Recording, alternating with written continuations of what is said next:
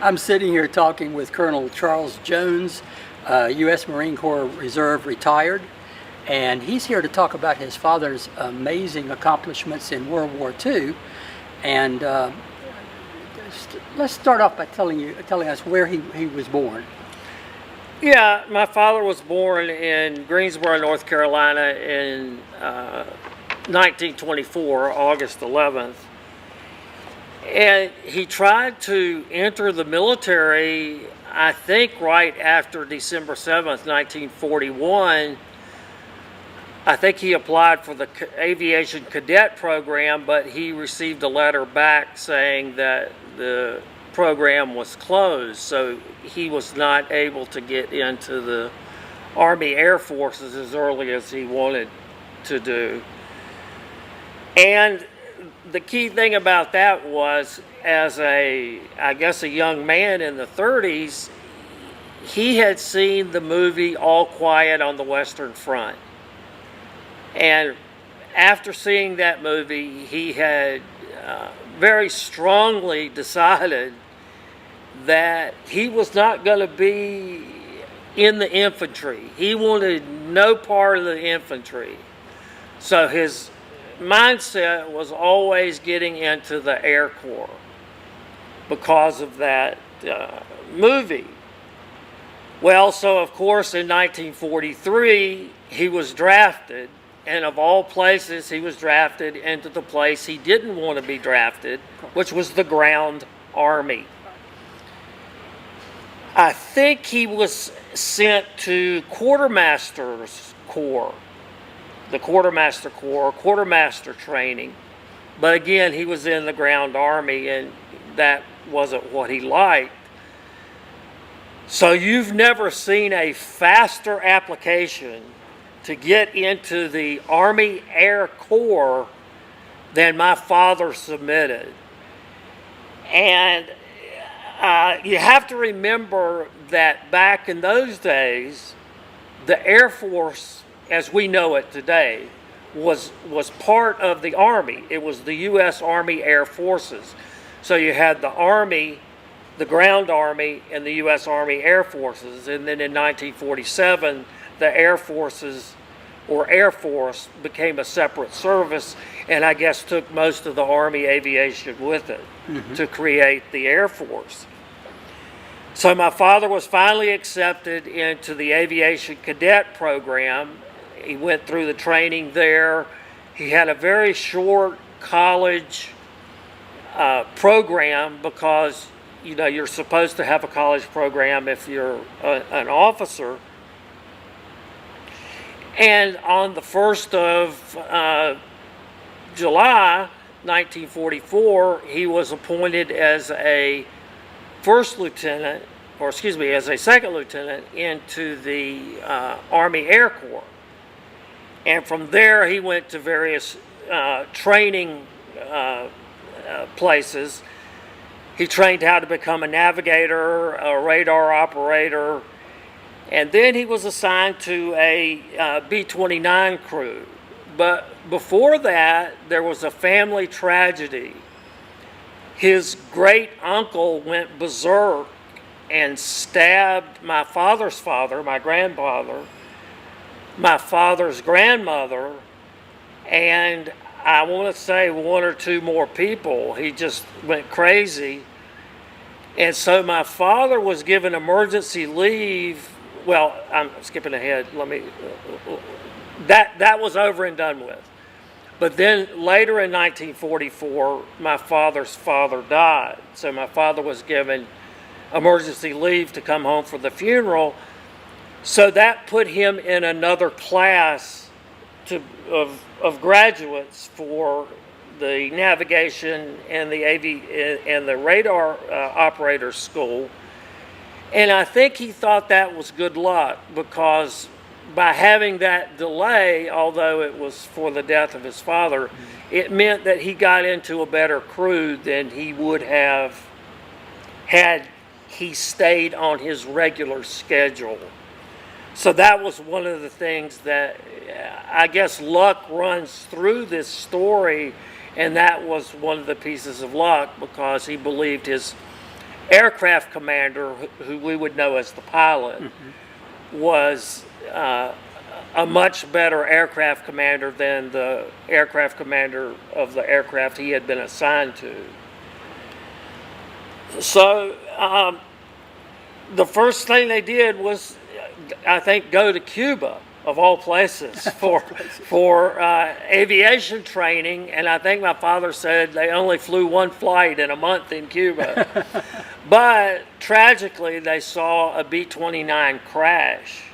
And I believe that only one guy got out, because the B-29, like any Department of Defense, or I guess back then War Department, weapon system is going to have bugs when it first comes out. Right. And I think that was probably the problem there. So finally they finished their training in Cuba. They went back to the United States loaded with booze from Cuba. I've got a great picture of him standing around all this booze he had brought back from Cuba, and I think it was stolen. But anyway, he didn't talk too much about the booze. But their next mission was to leave the United States after, being medically checked and being issued equipment and all that good stuff. So the first place they stopped was Oahu in Hawaii, but they only had one day, so he was not able to go see the damage at Pearl Harbor.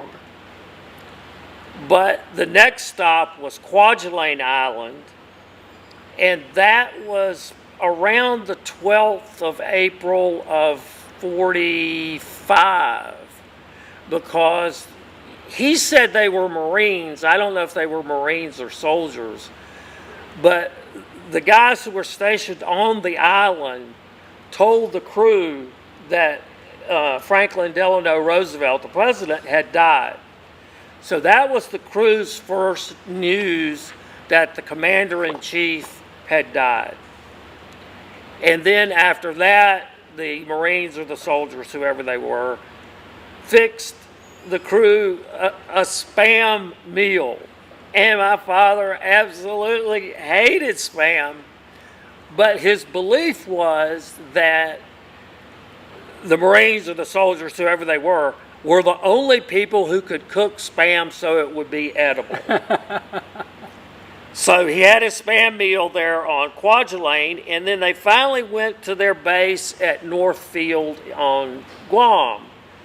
And from there, that was the base from which they flew all the missions. He had 28 combat missions, but he had 29 credits. And the reason for that was the mission flown from the 25th to the 26th of June 1945 was a 23-hour mission covering 4,650 miles. So the crew got 2 credits for that. So although he had flown 28 missions, he ended up with 29 credits. And where did that flight go to and come back? Right. The flight, it was the longest aviation combat flight during World War II. And you have to remember there was no aerial refueling back then. So the flight engineer had to watch the fuel like a hawk to make sure they had enough fuel to get back. The crew left from Guam, flew over northern Japan, and then returned to Guam, really without incident. And my father was scared to death, I think, more of the Soviets than he was of the Japanese, because his fear was the emergency landing site was Vladivostok, which was in the Soviet Union, or what used to be the Soviet Union, which is now kind of Russia. And he seemed to think that crews that landed there were either interned or disappeared. And certainly the Soviets kept the planes. In fact, I think the Soviets made an identical copy of the B-29. But fortunately, he didn't have to land there. One of the funny things that happened was they flew over the Japanese town of Sapporo, and the Japanese were not expecting a B-29 that far north. So they turned on the landing lights. Oh, no. But my father's crew didn't land for sushi. So they just kept on about it. And really, there was no incident. Tokyo Rose, who, as my father would say, was known as a liar, said that a lone B-29 over Japan had been shot down. But of course, that was his plane, and they picked that transmission up on the radio, and so that was, of course, a fib. That was a falsehood. Well, that navigator knew what he was doing, didn't he, to get you back to? Oh yeah, get him back to... yeah. In fact, 3 of the crewmen received DFCs, Distinguished Flying Crosses, for the mission. One was the aircraft commander, who we now know as the pilot. One was my father. One was the navigator. And I believe the flight engineer got one, and there might have been another one. But there were something like 3 to 5 DFCs for that mission, because it was the longest aviation nonstop mission, combat mission of World War II. Even though classically they didn't see any combat, fire any guns or anything. And what's interesting, if you look at the citation, my father is referred to as the instrument specialist, not as the radar observer, because the Air Force or Army Air Forces did not want the Japanese to know that the B-29s had radar. So my father's code name was Mickey.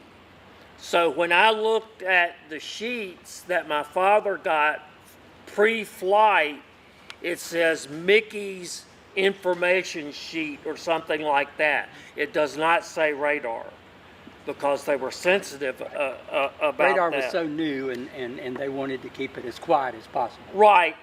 Radar allowed them to do 2 things. 1 was to navigate, and 2 was to bomb at night. So I don't know if the Japanese guessed or knew that there was radar on the B-29s, but we certainly were not going to tell them or reaffirm their belief.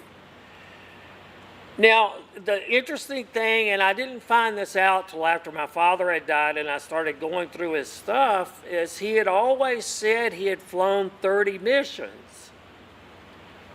But I only found 29. And he had the 28. And then, of course, he got the credit for the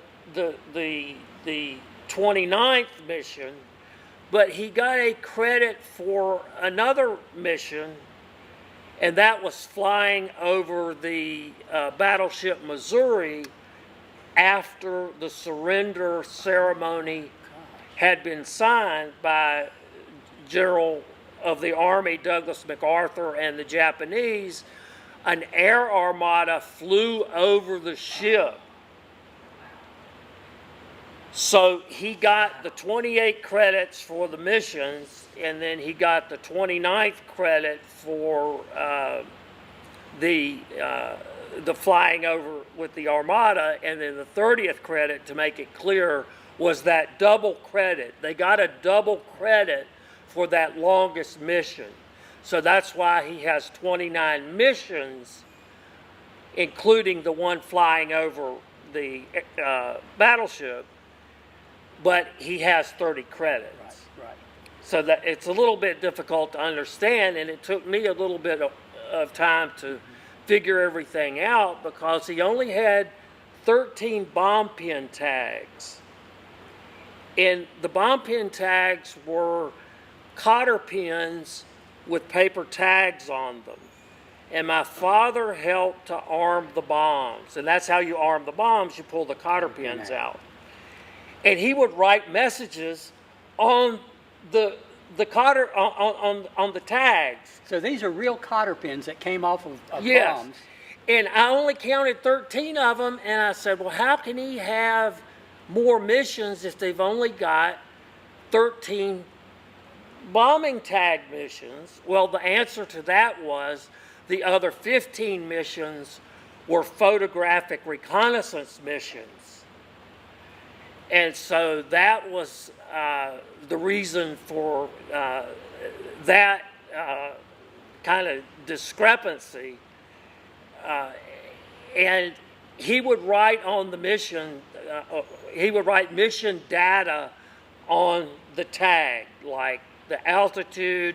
He would write for Mom, or he would write for Vivian, who was his girlfriend during the wartime, and not my mother. So he would write these things on the tags, and on one, the funniest, he says, "flak galore." Whoa. So that meant they took flak on that mission. So I have all 13 of those. Then you add the 15 missions that were photo reconnaissance, and then you have the 28 missions. And then we go back into the credit thing where they got the double credit for that longest mission. So he ended the war with 489:50 combat hours. And I figured that out one time in days, and it was quite a few days to be airborne. They supposedly shot down one Japanese fighter, but that's a little bit questionable. But they were armed with turrets, and the B-29 was the first bomber where the gunners were inside and not in the turrets. Like if you look at a B-29 or B-17, you'll see where the gunners are in the turrets with the guns. Yeah. With the B-29, they have remote controls, and the gunners are inside the aircraft. Wow. And there's just a small turret, and they control it from the inside. I didn't know that. That's fascinating. Yeah, and you see pictures of, I call it the gun war. You see pictures of B-29s, and here are guys in the open firing guns at German fighters. I mean, this is a gun to gun war, like the Old West. It's a gun versus gun, and it was the same in the Pacific, except that the gunners were not exposed. And I don't think the Japanese fighter pilots were probably as good as the German fighter pilots. But I don't know. I never studied that. My father got another Distinguished Service Cross, and this was for another mission. The entire crew got Distinguished Service Crosses for that mission. And back to when the surrender ceremony occurred, that was VJ Day.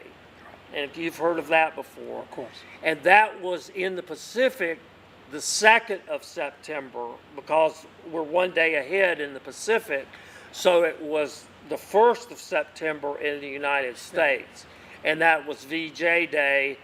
And 1 out of 1,000 people today would know what VJ or VE Day means, with VE meaning victory in Europe, VJ meaning victory in Japan.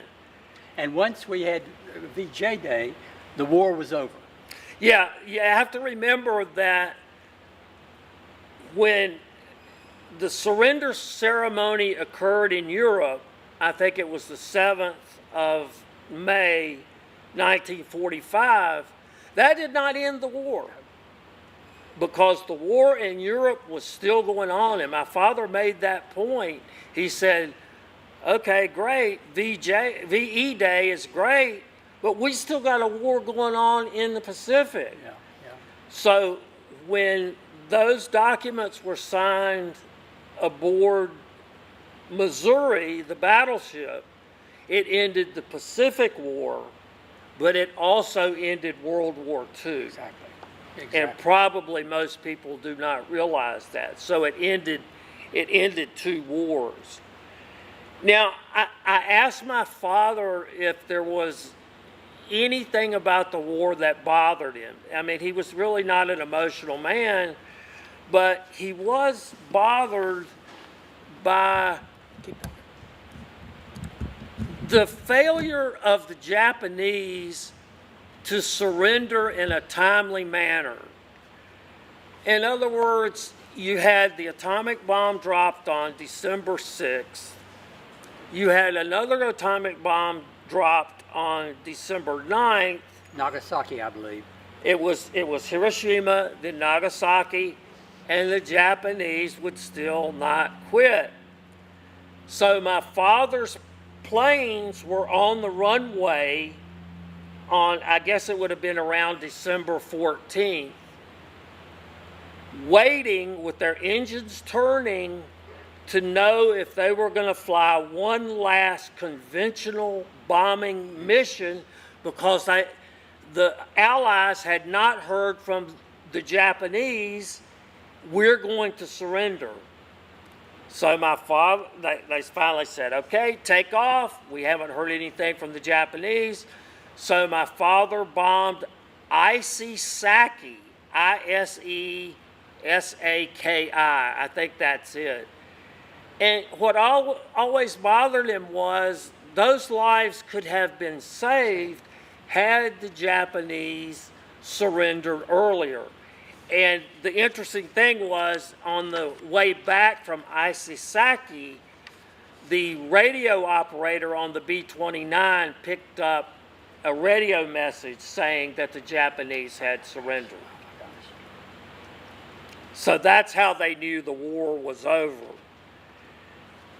I thought three things were important about my father's survival. I said, how did you survive the war?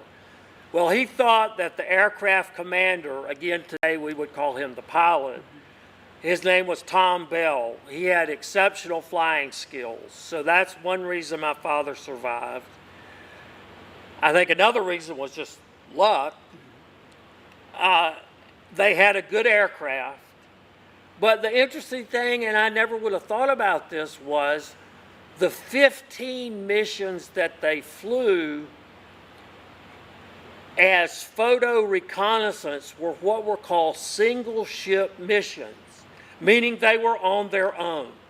No fighter escort, no bomber escort, but the Japanese would not fire at a single plane because it would give away the position of the anti-aircraft gun. Interesting. So that's one reason why he thought he had survived the missions. And you can call an aircraft a ship. So when I say ship, that means aircraft. Now, if they were flying in formation, they would have what were called Navy lifeguards. So you've got a formation of 100 B-29s. Along the Pacific Ocean route that they took to Japan would be Navy submarines and Navy surface ships. So if a plane had to ditch or if the crew had to parachute, then the Navy ship could pick them up. Or, of course, they could land on Iwo Jima, which had been taken by that time. And my father's plane did land on Iwo Jima twice, which is one reason I was born, because had Iwo not been there, he might have gone down in the drink. And it's so ironic because here's a guy flying over so much water that he couldn't swim. And he was weighted down with all his equipment. So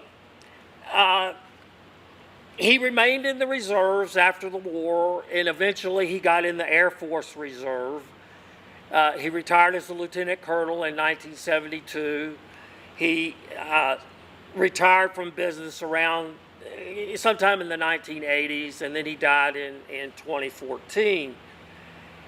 And one point I want to make, and you may disagree, but my father, like all the other World War II veterans I talked to, and they were mainly Marine infantry, because you can have Marine artillery or Marine tankers or whatever, but mainly these were Marine infantry, and the Navy corpsmen who accompanied them. These guys were on Iwo Jima together. I never heard a single one. I never heard my father say, we are part of a greatest generation. Not a one ever said that, and I don't think they believed it. And I can send you some quotations from the famous war correspondent Neil Sheehan, who ripped Tom Brokaw apart for saying the guys in Vietnam were, the guys in World War II were the greatest generation. Because he says that slanders the guys who were in Vietnam. Yes. And what about the Soviet soldiers who came in from the East? Yeah. How do you think they feel? So that was a sensitive point there. My father was very intelligent. He was very, very witty. He never went to college. I wish he had gone to college when he was in his 70s or 80s, but he wouldn't go. He would have been smarter than the professors. But I found myself around 2000, when I was around him, he would start saying these quotes about the war, and they were very funny, and some of them were very poignant. And I was writing on napkins, cups, my hand, anything that was available where I could write that quote, because I never knew when he was going to say it. And my favorite quotes are, "It's a damn good thing we didn't get shot down over Japan. That's the best deal I ever had. I didn't get killed in World War II. I was in the war, but I didn't see the war." Now, what that means is that when he was in his radar compartment, he didn't have a bubble to look through like the other crewmen had. So he would have to go forward to look out of the airplane. And he did that one day, and he saw this colored smoke outside. And he asked the gunner, he says, "What's that?" And the gunner said, "Flak." The Japanese shot colored flak so they could pinpoint their target. Interesting. Yeah. Interesting. And my poor father was kind of naive because, he was looking at his radar set. He wasn't paying attention to what the gunners were doing. Does that mean that different gunners were shooting different colored flak? So they knew which gunner was closest to... I suspect that's it. I think if you look at the movies of the German air war, where the B-17s were flying, all the flak is black. I would have to look at some movies of B-29s to see if they were in fact colored flak bursts. And what happens is the flak shell comes up and then it explodes. And then the shrapnel is what hits the plane and brings the plane down. I've brought some souvenir rifles if you want me to, to show them to you. Or actually, my father, the deal was he understood the difference between a ground combatant and an air combatant. Like the Marines, they're constantly in danger because they're constantly on the battlefield. Where the airmen are only in danger, say, every 2 to 3 days because they can't fly every day. So he traded his liquor ration, which he got as an officer, to an enlisted Marine for war souvenirs because the enlisted Marine only got a beer ration. So one of the things my father got, and unfortunately there are no characters on it, but one of the things my father got was this, it's called a meatball flag because that's all it has. This is an original Japanese flag from Guam. But you see, it doesn't have any characters on it. Now, a lot of Marines, if there are characters on it, they can identify whose flag it was, and they gave it back to the Japanese. But there was no way in hell my father was going to give this stuff back to the Japanese. And there's no way I would give it back to the Japanese. So this is a flag he got from a Marine for his liquor ration. And Do you know what island that came from? Yes, my father was stationed on Guam, and this Marine apparently said, "Oh, this aviator's good for liquor." So he kept bringing souvenirs to my father, and my father would give him either, I think maybe sometimes cash, but usually I think it was the liquor ration. And one of the things he got was, this is the Japanese service rifle. Its caliber is 7.7 millimeter. And it's just a simple bolt action rifle, and it's unloaded. And you could hear it clock. It would have shot if it had been loaded. The interesting thing about this is, and I don't know if you can see it, is there's a symbol of the chrysanthemum right there. That's the symbol of the Japanese emperor. So the thought was, with post-war rifles, that was ground off because they didn't want to insult the emperor. So my father was lucky he got this before the end of the war. And with that comes a bayonet. And you can look at the Japanese characters and you can tell where they were made. This has got like 3 circles together, and so you can look in a book and you can tell where this bayonet was made, and of course the bayonet fits on the end of the rifle. And I'll admit this on camera. I shot this rifle. You shouldn't shoot an old rifle unless you have a gunsmith look at it first. I skipped that step. And I had some Japanese ammunition because I have a Japanese machine gun. And this thing shot just like it came off the factory floor. And the recoil was vicious. It was a lot of recoil. It's a powerful cartridge. It's 7.7 millimeter. But the sight picture between the rear sight and the front sight is very poor. So it's hard to get a target in your sights. But I fired it, and like a good Marine, I cleaned it after I fired it. And I've got one more I'll show you here. Or actually, a couple of things. I have never seen a samurai sword with a cover on the handle. So this comes off right here. Oh my gosh. This is a samurai sword. I can't snap that because one thing I learned, he died in 2014, so I wasn't handling his stuff until 2018. With older stuff like this, you have to be very careful because that snap will come off if you say boo. So I'm not going to snap it. But this is a samurai sword that he got. I don't know if you want to hold it or not. Oh, okay. Yeah, you can hold it. Wow. And you can understand that the Japanese carrying that in combat is essentially useless.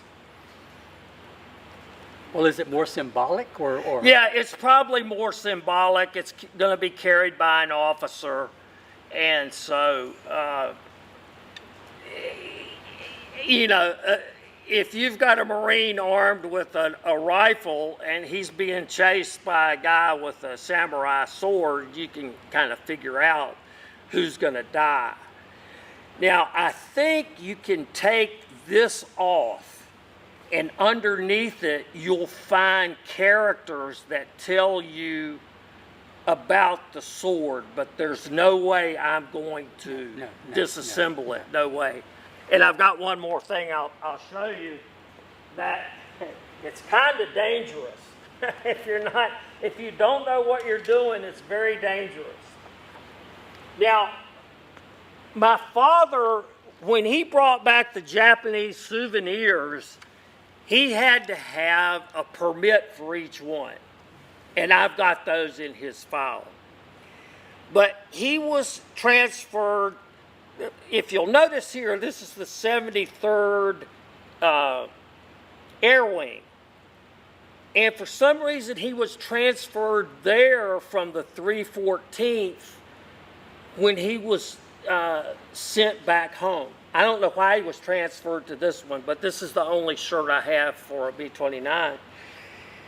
He was going through, he went to Saipan, he was going through the barracks, and he saw this M1 Garand rifle made by Springfield Armory in the garbage can. What? In a garbage can. And he said, no way that's staying there. But he didn't have a permit for it because it's government property, not Japanese property. So he smuggled it in with the help of a waitress in California. And I have fired this, and these are the live, I'm not going to load it, but these are the live rounds that you stick in here. And you have 8 rounds to fire. Now, these are dummy rounds, and the problem with the M1 is you have to stick that magazine in just like that. And if you don't move this thumb, this is what happens. You can imagine your thumb between that bolt and that chamber. It's called M1 thumb or Garand thumb. And so you have to be very careful when you load this. And again, I have shot this. It shot just like it came off the factory floor. No problem. I cleaned it. I had a little trouble disassembling it, but then I finally, as we say in the Marine Corps, I got smarter than the gun was, or the rifle was, and I finally cleaned it. But this is what he brought back, and again, it was in a garbage can, and as a gun enthusiast, he said, no way this is staying here, and he brought it back. There was some story about a pistol that he was not allowed to bring back, or Oh yeah, the sad thing was, and I think probably to his dying day, he was upset because he had a shoulder holster for his uniform, and in that shoulder holster he had a .45 caliber semi-automatic pistol. The word came out after the war was over that you have to turn in your pistols. And he wanted to keep his pistol, but he was afraid he'd be court-martialed if he didn't turn it in. So like a good guy, he turned his in. He later learned that a crewman in another B-29 did not, and he didn't have any sanction. So that guy got to keep his .45. And I know a Marine commander who wanted his .45. He was on Iwo Jima. He had carried a .45 on Iwo Jima. He just had his ordnance sergeant write it off as lost in combat. And so he kept his .45, and long story short, I ended up buying it. So it's in one of my gun safes. So that's the lost in combat .45. But my father, that just bugged him to death that he couldn't keep his 45. So as compensation, my gun safes must have 20 45s that he bought after the war. Yeah. Well, Colonel Jones, I want to thank you for coming in and honoring your father's memory. Oh, sure. And there are millions of these stories, and I wish we could save more of them, because World War II veterans have almost all passed away. Yeah. Yes. And every one of them had stories. Yes.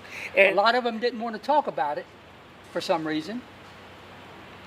I found out the key to that, at least with the EWO Marines and the EWO Corpsmen, is when they learned that I was also a Marine and later a retired Marine, or they knew I was a Marine, they would open up to me. And one guy paid me an ultimate compliment. He says, "I'm telling you things I never told anybody else." And I thought that was a terrific compliment. And one thing before I forget, I want to point out on this, as we call it in the Marine Corps, cover, but you would call it a ball cap. This is a B-29. That's my father's bomb group, the 39th. And that P means 39th. So when you're looking at video and you're apt to see all kinds of tail insignia, but if you see a P, you'll know that that's my father's group. And my cousin and I were looking at a video the other day, and it showed P9, but not P10. And P10 was my father's crew. But yes, I appreciate you having me on to share these stories, and I agree with you. Probably we have failed to reach other veterans and to get their stories, and sadly it's too late. Now we're into Korea, they're vanishing, and now we're into Vietnam, and they're vanishing. Good point. Good point. Point well taken.